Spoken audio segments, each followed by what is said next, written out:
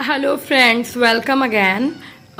First of all, मैंने अपनी last video में ये कहा था कि मैं इंग्लिश को इंग्लिश में ही पढ़ाऊंगी, because what I think is as much as you know use English, you will be having more command on it, but in last video I received some comments from the students that ma'am please English का कम use कीजिए और हिंदी ज़्यादा use कीजिए। तो चलिए एक try. मैंने आपको आर्टिकल पढ़ाया था, आर्टिकल्स पढ़ाए थे। मैंने आपको ये बताया था आर्टिकल्स सिर्फ तीन ही होते हैं, द या दी, और या ए एन एन। ओके, ये तीन ही आर्टिकल्स होते हैं और आर्टिकल्स दो पार्ट्स में डिवाइडेड है, definite and indefinite. Okay, now definite articles है, आर्टिकल में आता है द या दी, और इनडेफिनाइट आर्टिकल में आता है अ और एन। ओके, सो ये बेसिक है। इसी बेसिक को इलेबोरेट करेंगे, यानी कि और अच्छे से समझेंगे हम आगे फर्दर। तीन जो सबसे इम्पॉर्टेंट पॉइंट्स है द या दी के लिए, सबसे पहला पॉइंट है स्पेसिफिक थिंग्स के लिए, यानी कि विशिष्ट। हिंदी में विशिष्ट बोल लीजिए आप, स्पेसिफिक थिंग, किसी स्पेसिफिक चीज की, यानी किसी एक ऐसी चीज की जो कि विशिष्ट, यानी हिंदी में इसका एक वर्ड जो मैंने देखा वो है विशिष्ट। विशिष्ट चीज की बात करोगे तो आप द या दी लगाओगे उसके आगे। सेकेंड टाइम यूज, अगर आप किसी भी चीज की बात कर रहे हो और वही सेम चीज की बात आप दूसरी बार करोगे, तब यानी दूसरी बार इस्तेमाल करने पर भी आपको द या दी लगाना है। अभी मैं इनके एग्जाम्पल्स दूंगी तो ये कंसेप्ट और अच्छे से क्लियर हो जाएगा आपको। Third is one and only, यानी जो कि सिर्फ एक है। सन एक है, ये SUN वाला सन है, यानी सूरज। ओके, इट्स नॉट SON, वो बेटे वाला नहीं, ये SUN वाला सन है जो कि एक ही है। मून यानी चांद एक ही है। इस तरीके से जितनी भी सिर्फ एक चीज होती है, वन एंड ओनली, उसके लिए भी हम द या फिर दी लगाते हैं। Now look at the example, I watched a movie, मैंने एक पिक्चर या सिनेमा देखा। द मूवी वॉज फन, वो मूवी जो थी वो बहुत अच्छी थी, बहुत फन यानी एंजॉय किया मैंने देख के। अब इसमें स्टार्टिंग में जो मैंने सबसे पहले जब मैंने बोला तो अ मूवी यानी एक मूवी, लेकिन दूसरी बार उसी मूवी की मैंने जब बात की तो मैंने द मूवी या दी मूवी कर दिया, यानी सेकेंड टाइम यूज। ये जो मैंने सेकेंड टाइम यूज बोला था आपको, वो आ गया सेकेंड टाइम यूज के लिए हम द या दी लगाते हैं। ये सेकेंड का एग्जाम्पल मैंने दे दिया, बाकी एग्जाम्पल्स भी मैं आपको आगे दूंगी। Okay, she, she is the head of the department, यानी वो लड़की उस डिपार्टमेंट की हेड है। तो ये किसी स्पेसिफिक थिंग, स्पेसिफिक पर्सन की बात हो रही है, स्पेसिफिक पर्सन की बात हो रही है। थिंग मतलब तो सामान होता है, स्पेसिफिक पर्सन की बात हो रही है, तो फिर हमने द या दी लगाया।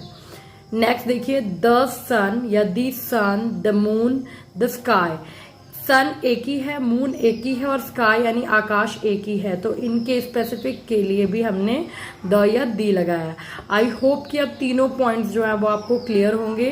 किसी स्पेसिफिक थिंग के लिए या फिर किसी भी चीज का आप यूज कर रहे हो सेकेंड टाइम उसके लिए, या फिर आप किसी ऐसी चीज की बात करो जो कि सिर्फ एक ही है, तो फिर हम द या दी लगाते हैं। ओके, अब कुछ और चीजें हैं वो आप देख लो, जैसे कि before the names of rivers, okay, seas, canals, oceans, valleys, deserts and forest.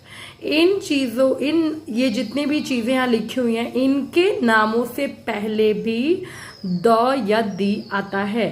Okay, example देखते हैं। एग्जाम्पल देखिए, द गंगा। ओके, हम कभी भी गंगा नहीं बोलते, सिर्फ the Ganga, the Ganga, the Brahmaputra, okay, the Yamuna, okay, the Helbos Belgium. ये हेल्बोस एक फॉरेस्ट है जो कि बेल्जियम में है, तो मैंने फॉरेस्ट के पहले भी आपको बोला कि दी लगेगा। ओके, अब हमने द यानी दी का कंसेप्ट बहुत अच्छे से कर लिया है। अभी हम ए और एन को देखेंगे। ए और एन बहुत ही सिंपल है, सिर्फ और सिर्फ द यानी कि दी में थोड़े कॉम्प्लिकेशंस होते हैं। जो कॉम्प्लिकेशंस नहीं होते, अगर आपके दिमाग में वो चीज़ बैठ गई तो कोई प्रॉब्लम नहीं है। चलिए आगे देखते हैं। Now for A and N, you have to memorize a very simple thing. You have to keep in mind a very simple thing. दिमाग में बहुत ही सिंपल सी चीज़ रखनी है, जैसे कि A and N है वो स्वर। ये कौन से स्वर हैं? ये हिंदी वाले स्वरों की मैं बात कर रही हूँ। अ, आ, ई, ए, जितने भी आपके स्वर होते हैं उनकी साउंड जब आएगी, अगर आपने कोई भी वर्ड पढ़ा और उस वर्ड को पढ़ने से, कोई भी नाउन पढ़ा, उस नाउन को पढ़ने से अ, आ, ई, ऊ, ए स्वर वाली साउंड आएगी, तो उसके आगे ए एन लगेगा।